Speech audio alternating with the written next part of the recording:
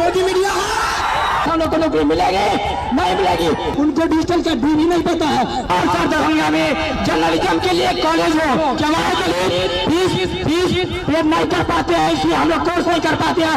और आप हमारे देश के अगले यशस्वी प्रधानमंत्री है सर, तो आपसे बहुत उम्मीद है सर, आपके साइड से, आप सबके साइड से लोकसभा में मैं कौन सा मुद्दा उठाऊं? आप में से कोई बोलना चाहता है? आ जाओ, आ जाओ।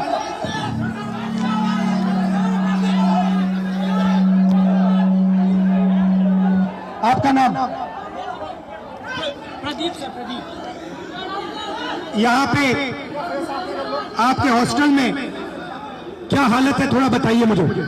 सर हॉस्टल की हालत बहुत खराब है, हॉस्टल की हालत बहुत दयनीय है। हम लोग बहुत बुरी स्थिति में रहते हैं सर। यहाँ की जो प्रशासन है उसके द्वारा बीच बीच में मानसिक प्रताड़ना दी जाती है हॉस्टल को खाली करवाकर।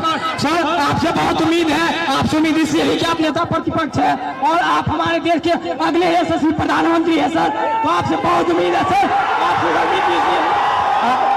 आपके साइड से, आप सबके साइड से लोकसभा में मैं कौन सा मुद्दा उठाऊं? सर लोकसभा में सर जो दलित के साथ भेदभाव होता है और शिक्षा का सर जो बजट है दिन पर दिन घटता जा रहा है, और कल्याण विभाग की जो सर बजट है वो घटती जा रही है। दलित की शिक्षा तो सर दलित की शिक्षा योजना स्तर पे मिलती है लेकिन उसको जमीनी स्तर पे नहीं मिलती है सर। ये जो नई शिक्षा नीति है इसमें सर दलित विरोधी है, इसको डिजिटलाइज करने की बात की जा रही है, जबकि हमारे समाज में सर बहुत से लोग डिजिटल से बहुत दूर है, उनको डिजिटल का भी नहीं पता है। तो इसके लिए सर कुछ किया जाए और जमीनी स्तर पे किया जाए सर, आप उम्मीद है सर आप कर सकते हैं सर। ये जो पूरा शिक्षा का सिस्टम और स्वास्थ्य का सिस्टम प्राइवेटाइज हो रहा है, इसके बारे में आप क्या सोचते हो? सर ये सर प्राइवेटाइज करने का सर ये सरकार की जो मंशा है सर, उसे SC/ST OBC को दूर रखा जाए सिस्टम से सर। हम लोग शुरू से सिस्टम से दूर है, न हमारा मीडिया में कोई है, न हमारा उद्योगपति कोई है, न हमारा बड़ा बड़ा ब्यूरोक्रेट्स में कोई है। तो सर हम लोग को जो उसमें भागीदारी है वो देनी चाहिए सरकार को। मीडिया के बारे में बताइए थोड़ा। सर जो मीडिया गोदी मीडिया सर हम लोग को दिखाती नहीं है, हमारा लोग मेन स्ट्रीम मीडिया में है नहीं, तो हम लोग चाहते हैं कि हम लोग का मीडिया प्रतिनिधित्व हो।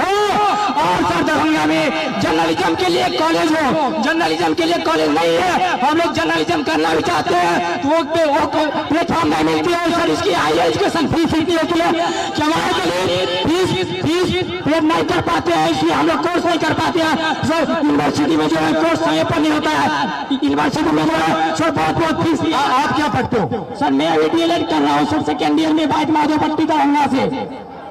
कैसा चल रहा है? सर DLED तो ठीक चल रहा है, लेकिन सर आगामी TRE 4 है जिसमें 23-25 वालों को मौका मिले, इसके लिए भी हम लोग प्रोटेस्ट किए हैं सर, कर रहे हैं सर। और माता पिता क्या करते हैं, भाई बहन कितने हैं? सर मेरे माता पिता सर, मम्मी तो गृहिणी है, पापा एक मामूली ड्राइवर है सर।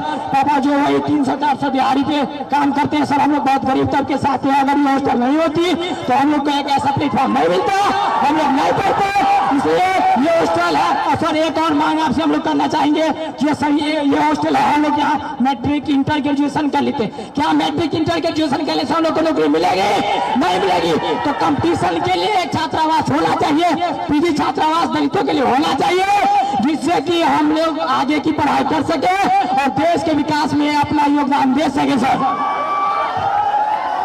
भाई बहन और पापा मामा से मेरी नमस्ते कर देना। Thank you brother.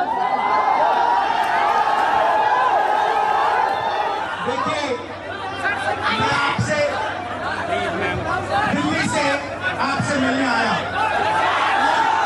और मेरा लक्ष्य सिर्फ ये था कि मैं आपसे बात करूं, मैं आपसे बात करूं, जो मेरे दिल में है मैं आपको कह दूं और जो आपके दिल में है वो आप मुझे कह दो।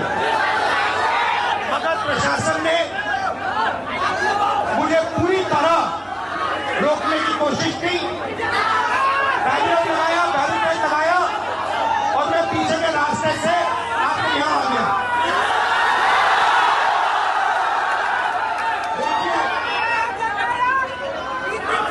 दलित, पिछड़ा वर्ग, अति पिछड़ा वर्ग, आदिवासी वर्ग, आपके खिलाफ इस देश में 24 घंटा अत्याचार होता है, आपको दबाया जाता है,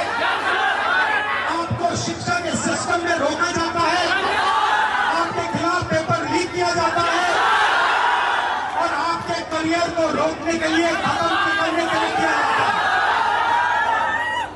हमने 3 मांगे की है। सबसे पहले जाति जनगणना, सही तरीके का जाति जनगणना जो हमने तेलंगाना में किया। दूसरी बात,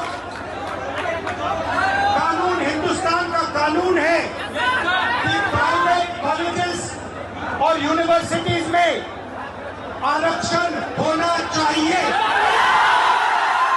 और ना नरेंद्र मोदी ना बिहार की सरकार उस कानून को लागू कर रही है। इसीलिए हम उन पर दबाव डालेंगे। और जब तक, मैं बता रहा हूं, जैसे मैं यहां आया हूं ना, रोक नहीं पाए, वैसे ही नहीं रोक पाएंगे जब तक इन्होंने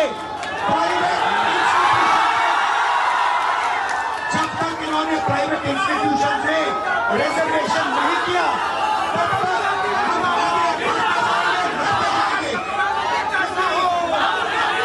आप 90% हो, अपनी स्थिति समझो। आपको भटकाकर, डराकर, दबाकर, आपके ध्यान के कोई इधर उधर करके आपको रोका जाता है। इस देश में आपके लिए कोई जगह नहीं है। 90% के लिए इस देश में कोई रास्ता नहीं है। एजुकेशन सिस्टम के मालिकों को देखो, मेडिकल सिस्टम के मालिकों को देखो, आपके लोग कितने जीरो, मगर मनरेगा की लिस्ट निकालो, आपके लोगों से भरी हुई है। मजदूरों की लिस्ट निकालो, आपके लोगों से भरी हुई है। सारे के सारे कॉन्ट्रैक्ट, सारा का सारा धन 5-10% के हाथ में जाता है। और 3 मांगे हैं। पहली मांग जाति जनगणना, दूसरी मांग प्राइवेट इंस्टीट्यूशन में, प्राइवेट स्कूल और कॉलेजेस में रिजर्वेशन, अति पिछड़ा का, ओबीसी का, दलित का, आदिवासी का। तीसरी बात, SC ST सब प्लान, जो आपका पैसा है, जो आपको नहीं दिया जाता है, आपको वो दिया जाना चाहिए। ये 3 चीजें कहने में आपसे आया था।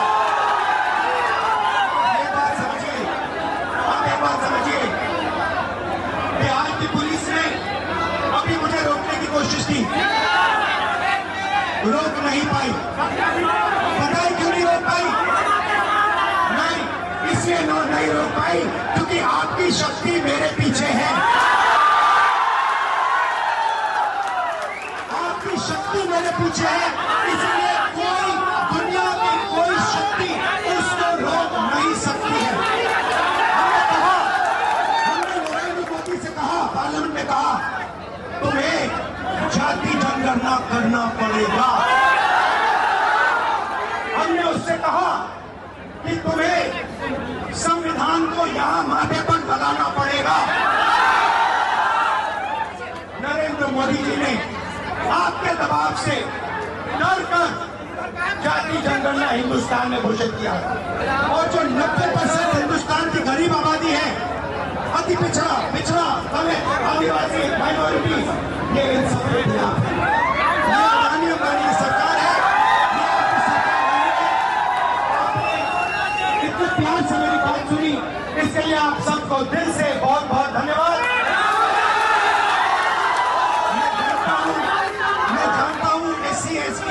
अति पिछड़ा हॉस्टल में क्या होता है, मैं आपको गारंटी देता हूं, जैसे ही हिंदुस्तान में सरकार आएगी, जैसे ही बिहार में हमारी सरकार आएगी, हम ये सारा का सारा बदल देंगे और आपके लिए जो होना